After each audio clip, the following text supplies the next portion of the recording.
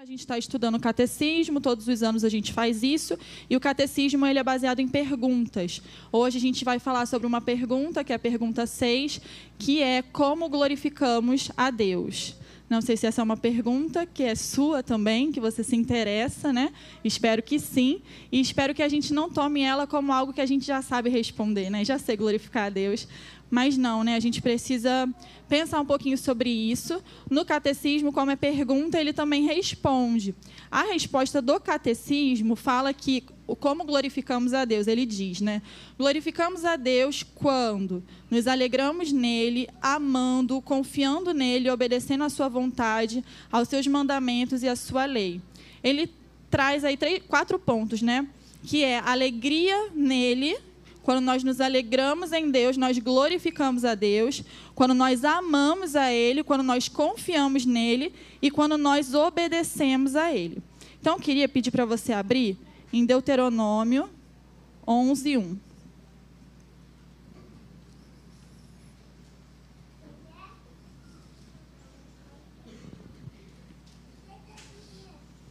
Deixa eu ver se não...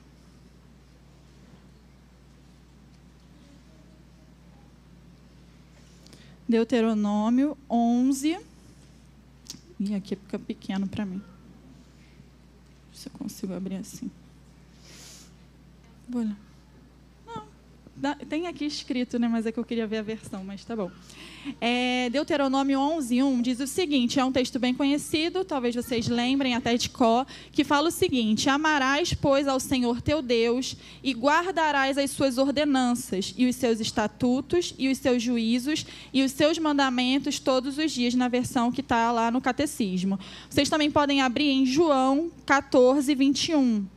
A gente vai pensar um pouquinho sobre os 3 primeiros aspectos: amor, confiança e obediência. Então, a gente leu Deuteronômio 11:1, agora João 14:21. Em Deuteronômio, a gente leu que amarás, pois, o Senhor teu Deus e guardarás as tuas ordenanças, os seus estatutos, os seus juízos e os seus mandamentos todos os dias ou para sempre. Em João 14:21 diz o seguinte: aquele que tem os meus mandamentos e obedece a eles, esse é o que me ama. E aquele que me ama será amado por meu Pai, e eu também o amarei e me revelarei a ele. Então, fala que aquele que tem os meus mandamentos e obedece a eles, esse é o que me ama. E no primeiro a gente leu sobre aqueles que guardam a lei, os estatutos e os mandamentos. Então, aqui eu queria falar sobre um dos comentários do catecismo que fala um pouco sobre essa junção que às vezes a gente divide amor e obediência como se fossem coisas separadas, né? Para Deus, isso não é desassociado, muito pelo contrário. Amor, confiança, obediência são coisas únicas, elas caminham juntas, né? A ponto de dizer que se você obedece, então você o ama, mas se você não obedece, então você não o ama.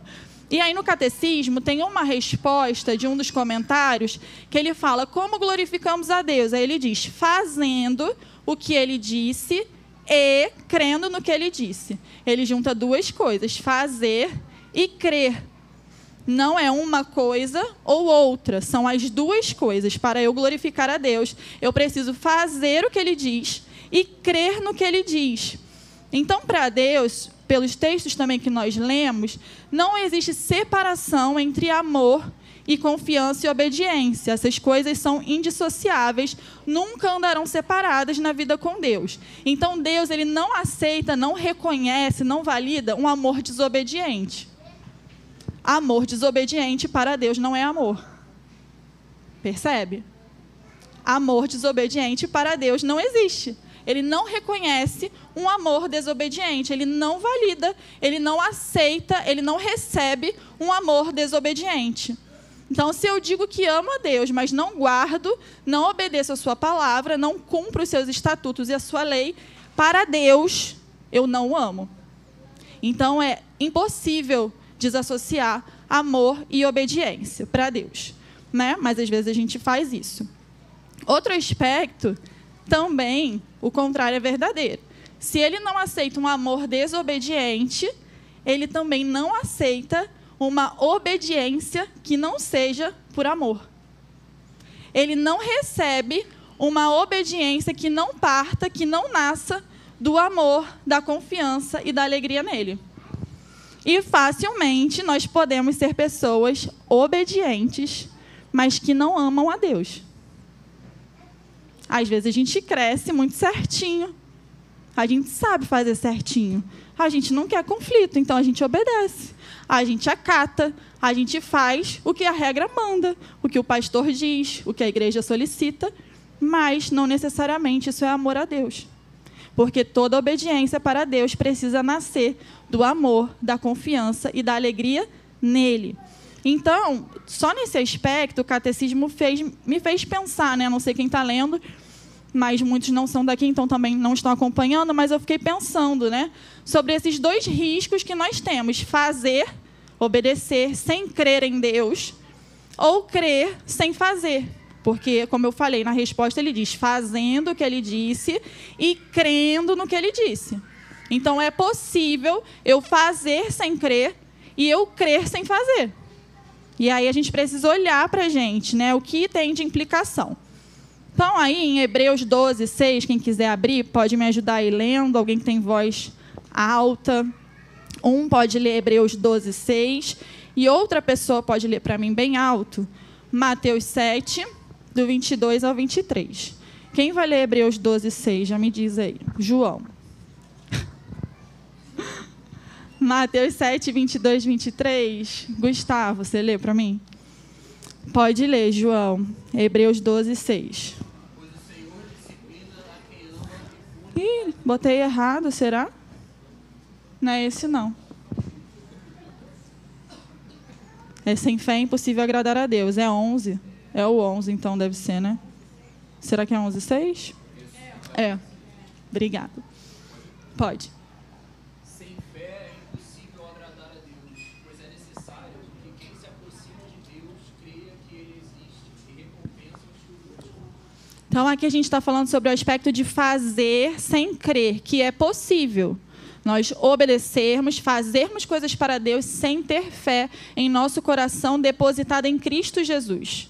E aqui em Hebreus 12, 6, como o João leu para a gente, vocês podem acompanhar, 6, fala que sem fé é impossível agradar a Deus, pois quem dele se aproxima necessariamente precisa crer que ele existe e que recompensa aqueles que o buscam. Então, nós não conseguiremos apenas fazer. Não é o fazer que agrada a Deus, é o fazer crendo em Deus. É o fazer baseado na fé depositada em Jesus. Não na força, não no resultado, não na performance, não na reputação, em nenhuma outra coisa que não Cristo Jesus. Porque se nós só fazemos com crença em outras coisas que não Jesus, nós não agradamos a Deus. Então é impossível agradar a Deus sem crer que Ele existe e que Ele recompensa. Então, quando nós fazemos, qual é a recompensa? Ele mesmo. Nenhuma outra recompensa nos interessa. Ele recompensa os que o buscam. Ele recompensa aqueles que fazem em nome dEle e para Ele. Então, sem fé é impossível. Mateus 7, do 22 ao 23, espero que tenha botado certo. Gustavo, vai aí.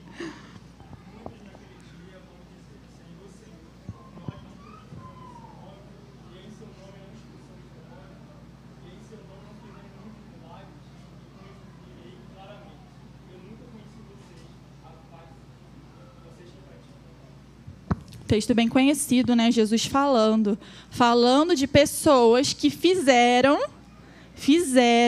coisas em nome do Senhor, coisas que nós somos orientados pelo Senhor, chamados a fazer, né? Anunciar o evangelho, curar os enfermos, expulsar demônios. E essas pessoas fizeram todas essas coisas, mas ao final Jesus não reconhece o que eles fizeram como sendo algo bom. Porque ele diz que não conhece essas pessoas, ele não reconhece o que eles fizeram como sendo em nome do Senhor. Por mais que a aparência, por mais que o fazer pareça, Jesus não reconheceu. E o nosso interesse, eu espero, que seja que ao final de todos os nossos feitos e obras, Ele nos reconheça. Então, se ele não nos reconhecer no final, é porque nós estamos fazendo por outras motivações. Então, a motivação do nosso coração, ela interessa no que diz respeito a glorificar a Deus. Porque não dá para glorificar a Deus com as motivações erradas, com os interesses errados, com as buscas incorretas, com prioridades desordenadas. É impossível. Então, apenas fazer coisas para Deus, trabalhar, ser ativo na obra, ter um ministério, ser engajado na igreja, não é suficiente. Não é suficiente. Então, não dá só para dizer que a partir do que eu faço, eu glorifico a Deus. Para Deus é um pouquinho mais fundo, né? Jesus, ele fecha o cerco assim do nosso coração mesmo, porque não é só uma coisa ou outra, são as duas coisas juntas. Eu preciso fazer por causa dele, para ele, com o interesse de que ele seja a minha retribuição e a minha recompensa. O outro lado, aqui eu coloquei também um aspecto, né, que às vezes a gente considera a relação com Deus, de glorificar a Deus, muito como essa relação de trabalho. Então, por exemplo, quando eu leio essa pergunta no catecismo, como glorificamos a Deus, dá uma sensação de que talvez a nossa inclinação é um passo a passo, de atividades, de feitos, de ações que eu deva fazer para agradar o meu Deus. Então, a gente se coloca numa relação muito de trabalhadores, né? Como se Deus tivesse nos contratado para um emprego e a gente tem que seguir ali algumas normas que Ele determinou para agradá-lo. Mas o Senhor não nos chamou para essa relação distante. Ele nos chamou para uma relação pessoal, de perto, uma relação de família. Nós fomos adotados. Nós temos um pai. E nós precisamos conhecer o nosso pai. É isso que Jesus escancara para nós. Quando ele vem e encarna, ele diz: eu faço tudo o que o meu pai diz para eu fazer. Eu não faço nada da minha cabeça, eu não vim cumprir os meus próprios feitos, os meus próprios planos. Eu estou engajado, envolvido nos planos do meu pai. E tudo que eu faço, minha comida e minha bebida, é fazer a vontade de Deus, do meu pai. Eu não me movo, não faço outras coisas pelos meus interesses. Então, a relação de Jesus com o seu pai, ela é muito pessoal. É radicalmente pessoal. Ele não é um executor de tarefas. Jesus é filho de Deus. E nós somos filhos de Deus. Então, nós não somos pessoas que estão aqui para seguir. Ai, como eu glorifico a Deus no meu trabalho. Como eu glorifico a Deus na faculdade. Nós não podemos ser essas pessoas mais, gente. Nós glorificamos a Deus quando o nosso deleite é Ele, quando nós nos alegramos nele, quando nós o amamos, confiamos nele. Para alguns, confiar em Jesus na faculdade vai ser abrir um grupo. Marcelo tem lá, né, com alguns irmãos, e é uma bênção.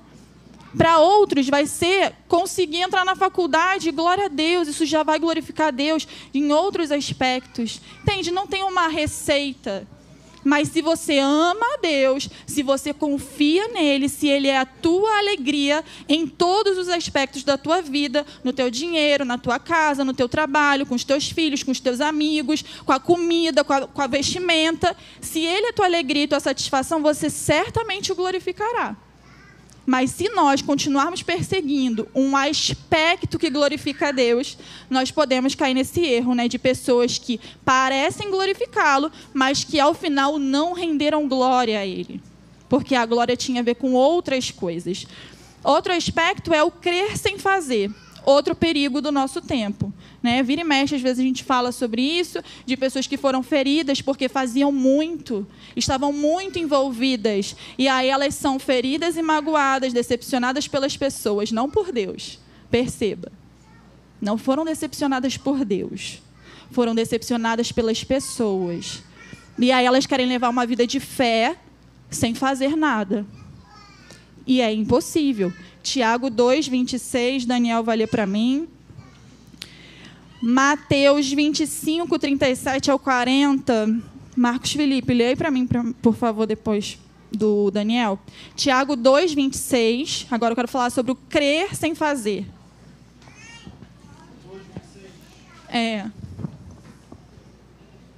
Tá certo. Pois assim como o corpo sem o espírito está morto, também a fé sem obras está morta. Exatamente. Então, também não existe o outro lado, né? Eu vou sair de um extremo para outro. Então, eu vou ficar sem fazer nada dizendo que creio em Jesus. É impossível ter fé em Deus e viver uma vida sem nenhuma obra. Porque, inclusive, os 2 mandamentos que nós temos é amar a Deus acima de todas as coisas, né? Com todo amor, toda a alma, todo entendimento, toda a sua força, e amar o próximo. Como você diz que ama o próximo? Com atitudes, não é dizendo, falar para o Magno, te amo, mas eu maltrato ele, humilho ele, faço várias coisas que não condizem com o que eu falo. Falar não é o suficiente, por isso a gente falou no início. O amor segue e precede obediência, atitude, ações e obras. Então, Tiago aqui fala, assim também a fé sem obras, ela é morta, ela é vazia.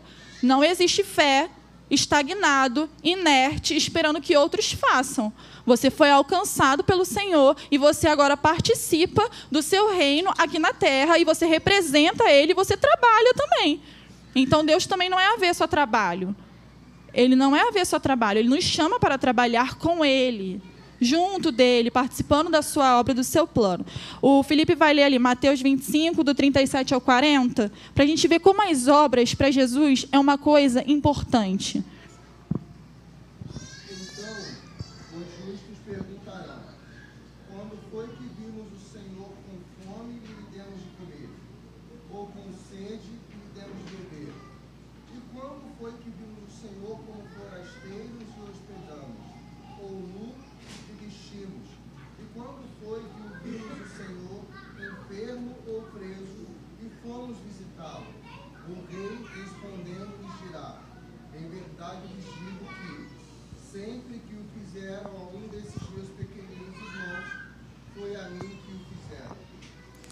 Jesus respondendo, né?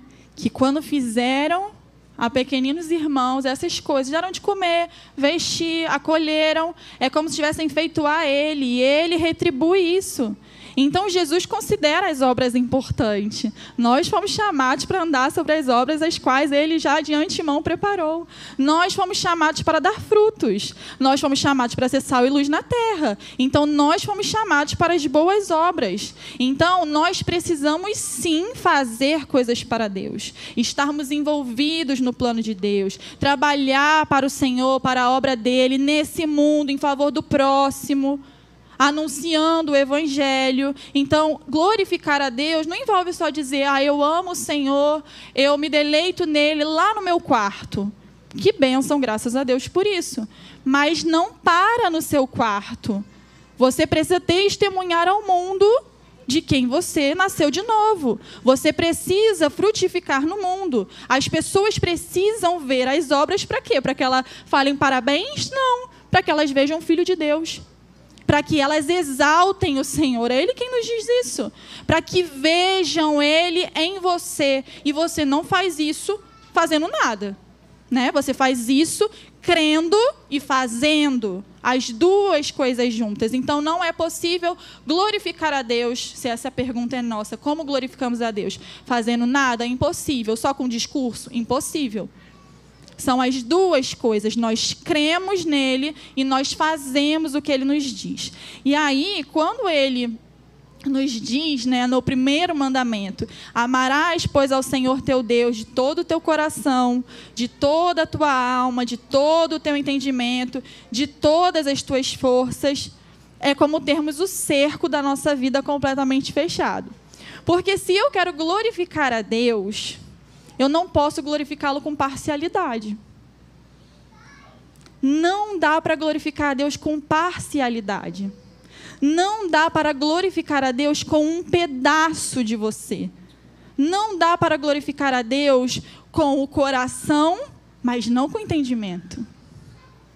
Vou glorificar a Deus com a força, mas não com a alma. Você tem que glorificar com a alma, com o coração, com o entendimento, com a força, com a tua totalidade. Não dá para você falar, Senhor, vou te glorificar com 40% do coração, 100% da alma, a galera que gosta, né? Mais 1% do entendimento. Ou então vou glorificar a Deus com 100% do meu entendimento. Mas não com a alma, né, gente? Não dá. É 100% do coração, da alma, do entendimento e da força. E força vem de onde? Do teu pensamento? Cai aí. Pode. Não. O teu pensamento não vai, entendeu? Então, você precisa também ter a sua força envolvida. Não dá para glorificar a Deus com parcialidade. É somente com a totalidade da nossa vida. E nós não podemos escolher, então, como glorificá-lo, porque ele está dizendo que é com tudo. Então, é Ele quem nos diz como o glorificamos. E Ele vai dizer que é com tudo. Paulo fala, né? Quer comais, quer bebais, façam tudo para a glória de Deus.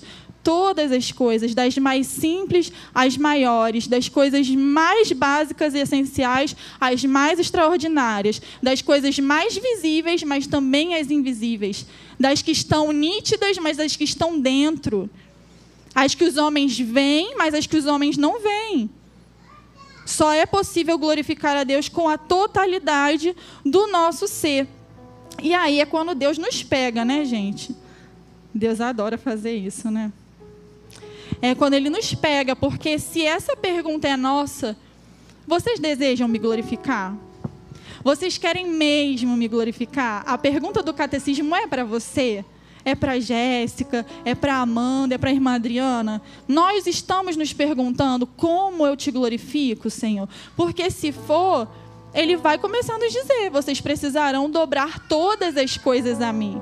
Vocês precisarão se converter de todo o coração, de toda a alma, de todo o entendimento, de toda a força. Então, se a sua força antes era para outras coisas, agora converte ao Senhor. Se teu entendimento era para outros fins, agora converte e rende ao Senhor. Se o teu coração era de outras coisas, agora se dobra, se prostra e só louva ao Senhor. Porque Ele passa a ser o motivo do nosso louvor. Então, o que está em jogo, no aspecto de como glorificamos a Deus, não é se a glória é devida a Deus. Isso nós sabemos, nós dizemos e cantamos. A glória é devida a Deus. Pertence a Deus. A questão é que, independente se nós reconhecemos ou não, há quem não reconheça que a glória é do Senhor. A glória continuará sendo dele. A questão é se nós, pessoalmente, com a nossa vida, com a totalidade da nossa vida, nós vamos reconhecer todos os dias, em todas as circunstâncias, que a glória é só dele. Porque uma das condições do pecado é que nós passamos a rivalizar com Deus e a querer o lugar de Deus. E nós passamos a desejar um pedacinho da glória de Deus para nós. Às vezes um pedação. Então, agora que nós nos convertemos e dizemos, amamos o Senhor, o nosso Deus acima de todas as coisas, nós não podemos rivalizar com o Senhor. E nem ter nada que rivalize com Ele. Então, Ele precisa ser o motivo da nossa glória em todo o tempo. Na dor, a glória do Senhor. Na alegria, o Senhor vai ser glorificado. Na bonança, o Senhor precisa ser glorificado. Na falta e na escassez, o Senhor precisa ser glorificado. Na vida e na morte, como Paulo diz, quem deve ser glorificado? Paulo? Não. Cristo Jesus. Então, a gente também não está diante de um Deus que está dizendo assim, me rendam glória, porque Ele é vaidoso, porque Ele é tirano, porque Ele é carente. Porque algumas pessoas talvez pensem isso, né? Nossa, que Deus necessitado, que precisa de bajulação, que a gente fique louvando a Ele. Mas não é isso. Porque nós estamos diante de um Deus que já detém a glória. Quando nós o glorificamos, nós não estamos dando a glória que Ele perdeu. Ou enchendo um baldinho de glória, Ele está ficando, caramba, agora eu tenho mais. Não, Ele já tem a glória. O que mudou é que nós passamos a reconhecer essa glória. Os nossos olhos foram abertos. Em Romanos, Paulo fala sobre isso. Que o mundo, ao olhar para a criação, eles não reconheceram a glória de Deus e preferiram pegar essa glória e dar para outras coisas e desvirtuar as coisas. Mas nós que tivemos os olhos abertos, agora vemos de quem é a glória. E pela bondade de Deus, agora nós participamos dessa glória. Então, quando Ele nos convida a glorificá-lo, Ele está dizendo, vocês podem agora reconhecer de quem é a glória e eu estou inserindo vocês nisso. Isso é bondade. Isso é uma bênção. Então, Ele chama homens e mulheres, né, para participarem dessa glória. E Ele nos deu o bem mais valioso que é Jesus, né? E eu fiquei pensando como que Jesus, Ele é o nosso exemplo maior em todas as coisas. E no que diz respeito a glorificar a Deus, não seria diferente. Porque vem o Filho, encarna e ele vem para glorificar o seu Pai. E ele glorifica como? Tendo alegria na obediência. Jesus era alegre em obedecer. Temos para glorificar a Deus, tendo obediência alegre, tendo lei prazerosa gravada no nosso coração. Os salmos falam sobre isso, sobre dar glórias a Deus com prazer, com alegria. Então aqui eu estava gastando tempo para falar que amor, obediência e confiança são coisas juntas, mas eu queria terminar agora, caminhar para o fim, falando de alegria, porque na resposta do catecismo fala que para glorificarmos a Deus precisamos ter alegria. É quando temos alegria nele. E assim, dos últimos anos para cá, uma das coisas que eu tenho pedido ao Senhor é contentamento e alegria, porque eu acho isso tão escasso no nosso tempo. É muito difícil você encontrar alguém feliz hoje. Assim, você olhar para alguém e falar, cara, essa pessoa é muito alegre. E eu não estou falando de gente de fora, que tem gente de fora que está enganada achando que está feliz pra caramba. Mas nós sabemos o fim disso. Eu estou falando de gente cristã, alegre. Gente cristã que tem alegria no coração, eu acho difícil. Eu acho que um desânimo, assim, sabe? Uma tristeza nos consome. E eu tenho perguntado assim para Jesus, né? Como é ter essa alegria no Senhor? Glorificar a Deus por alegria. Não por obrigação, não por pesar, sabe?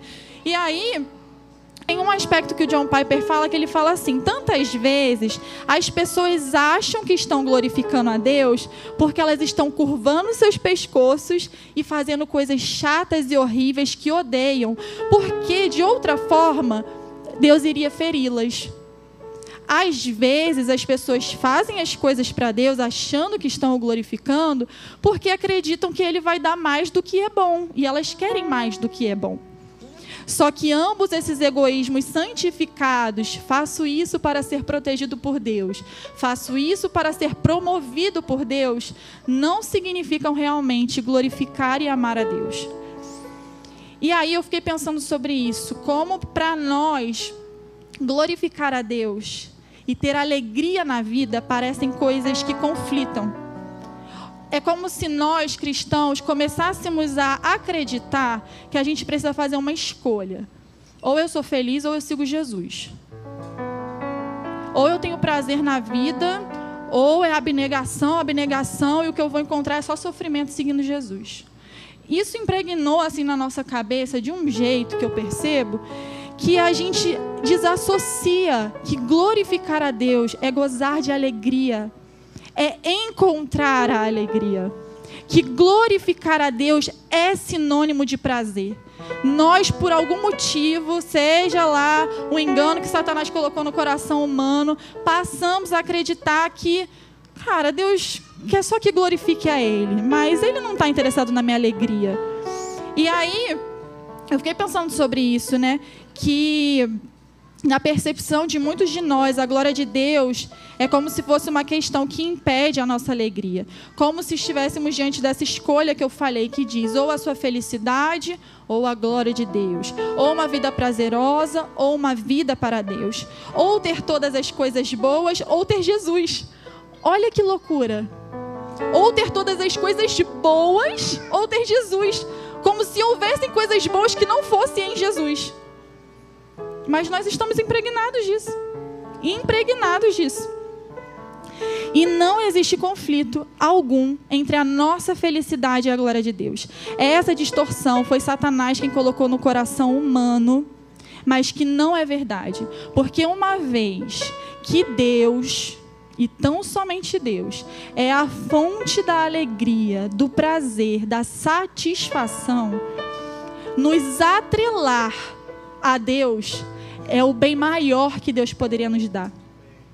Porque se o motivo do nosso louvor e o que nós glorificamos é qualquer outra coisa, que fraco é o nosso louvor, que fraca é a nossa glória, que frágil e que possível de ser apagada é a glória do dinheiro, que um dia você tem, no outro não tem. Que fraca é a glória do teu trabalho, do teu esforço, da tua saúde, do teu corpo esbelto. Todas essas coisas são fracas demais.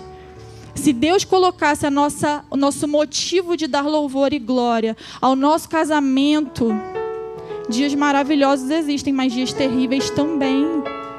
E você estaria perdido, dando louvor a uma coisa que pode se esvair rapidamente.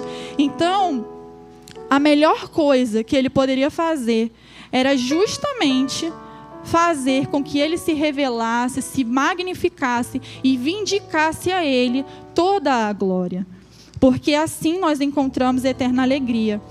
E nós necessariamente glorificamos alguma coisa, porque nós fomos feitos para glorificar a Deus. Uma vez que Deus sai desse lugar e Ele deixa de ocupar esse lugar, outras coisas estão sendo inseridas nesse lugar. Então nós louvamos a comida, e é como se, o John Piper ele fala isso, é como se você só completasse tua alegria quando você louva. Então às vezes você vai lá no Doma, eu tenho que ir no Doma, gente, você vai lá no Doma, ou no Fabuloso, cadê? O Rafa também está aí. Você vai lá, você senta, e você fala assim, cara, isso é muito gostoso. Mas você falar que isso é muito gostoso, parece que completa a tua alegria. Sabe, você está lá mastigando, pensando, nossa, que bom. Mas aí você vira para alguém e fala, caraca, que comida boa. Nossa, esse hambúrguer aqui, eles juntaram aqui um negócio, mas aí o futebol. Você está feliz que o Botafogo, meu marido, coitado, está feliz da vida. Com Botafogo. Cara, quem comemora falando gol? Tu fica feliz que tipo assim, fez gol, tu assistiu quieto? Não, você satisfaz e completa a alegria quando você o que? Louva aquilo ali. Gol, cara, maravilhoso, gol. Não vou falar como vocês gritam, né? Mas eles fazem uns escândalos. Aí você vê, sei lá, uma atitude do teu filho, você fica emocionada, feliz, mas você fala, filha, que coisa maravilhosa que você fez. É como se você só alcançasse a alegria plena e a satisfação, consumasse quando você louva. E nós fazemos isso com tudo. E aí Deus diz, o louvor é meu, é devido a mim. E nós consumamos a nossa alegria quando louvamos a Ele. Então, perguntar como podemos glorificar a Deus, ela deixa de ser uma pergunta de faça isso para agradar a Deus. Faça isso, senão Deus vai ficar chateado.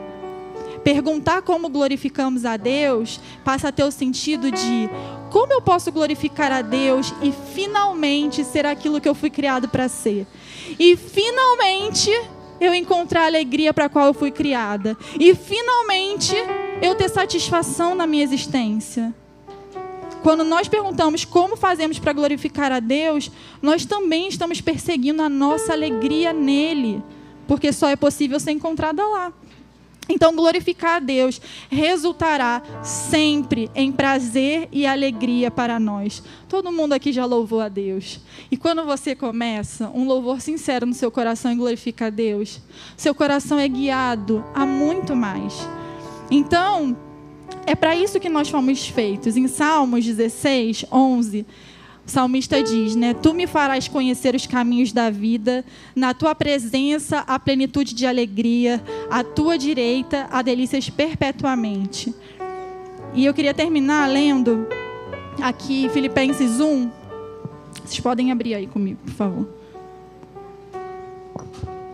Filipenses 1.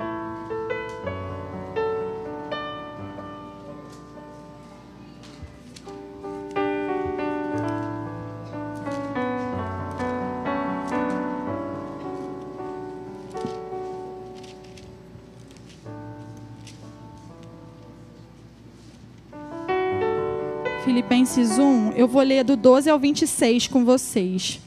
Paulo está falando algumas coisas que tem tudo a ver com isso que eu estou dizendo. Quando a alegria culmina na glória de Deus. Quando o motivo da alegria é a glória de Deus. Filipenses 1, do 12 ao 26, diz: Quero ainda, irmãos, que saibam que as coisas que me aconteceram têm até contribuído para o progresso do Evangelho, de maneira que toda a guarda pretoriana e todos os demais sabem que estou preso por causa de Cristo.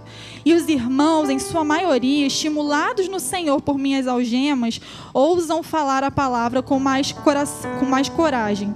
Em verdade que alguns proclamam Cristo por inveja e rivalidade, mas outros os fazem de boa vontade. Estes o fazem por amor, sabendo que estou incumbido da defesa do Evangelho. Aqueles, porém, pregam a Cristo por interesse pessoal, não de forma sincera, pensando que assim podem aumentar meu sofrimento na prisão. Mas que importa? Uma vez que de uma forma ou de outra Cristo está sendo pregado, seja com fingimento, com sinceridade, também com isto me alegro, sim, sempre me alegrarei. Porque estou certo de que pela súplica de vocês e com a ajuda do Espírito de Jesus Cristo, isto resultará em minha libertação. Minha ardente expectativa e esperança é que em nada serei envergonhado, mas que com toda a ousadia, como sempre também agora, Cristo será engrandecido no meu corpo, quer pela vida, quer pela morte. Porque para mim o viver é Cristo e o morrer é lucro. Entretanto, se eu continuar vivendo, poderei ainda fazer algum trabalho frutífero. Assim não sei o que devo escolher. Estou cercado pelos dois lados, tendo desejo de partir e estar com Cristo, que é incomparavelmente melhor. Mas por causa de vocês, terão mais motivo para se gloriarem em Cristo Jesus, por minha causa, pela minha presença de novo no meio de vocês. Dois aspectos aqui me chamam muita atenção. Quando Paulo fala lá no versículo 20, né, que Cristo será engrandecido no corpo dele. Ele está vindo de várias prisões, muita coisa ruim acontecendo, e Paulo, ele não está chateado ou triste, ele está feliz. Ele está alegre. E o motivo dessa alegria é o quê? É a glória de Cristo Jesus. Motivos a vocês para glorificarem a Cristo Jesus. No final ele fala, vocês terão mais motivos para se gloriarem em Cristo. Então, às vezes a gente acha que a nossa alegria é ter a vida no lugar confortável, as coisas andando bem. Mas, quando nós olhamos para a palavra de Deus e vemos homens e mulheres que sofreram aquilo que eles foram criados para fazer e para ser. Então, se tudo que a gente vive, né, acontece, nos cerca, aparece na nossa vida, resultar na glória de Deus, então ali está a nossa alegria e a nossa recompensa. Ali está a nossa satisfação e a nossa plenitude. Não existe outro fim, outro objetivo, outro interesse na vida cristã. Existem outros objetivos para a minha vida que não seja a glória do meu Senhor. Então, se trabalho, trabalho para Ele. Se me caso, caso para Ele. Se tenho filhos para Ele. Se ganho dinheiro ou perco dinheiro. Então, espero que essa pergunta, né, seja de fato assim, uma pergunta para nos lembrar qual é o nosso interesse na vida, assim. Qual é o objetivo da nossa vida? O objetivo, o interesse maior da nossa vida é glorificar ao Senhor. E como fazemos isso? Amando, obedecendo, confiando e nos alegrando nele, tendo prazer nele. Então, queria convidar vocês para ficar de pé, para a gente orar, agradecer ao Senhor por isso e pedir que Ele nos ensine, como a gente cantou, a viver para o louvor da glória dEle. Nós cantamos isso hoje, né? Nos ensina a viver para o seu louvor. Vamos pedir que o Senhor nos ensine?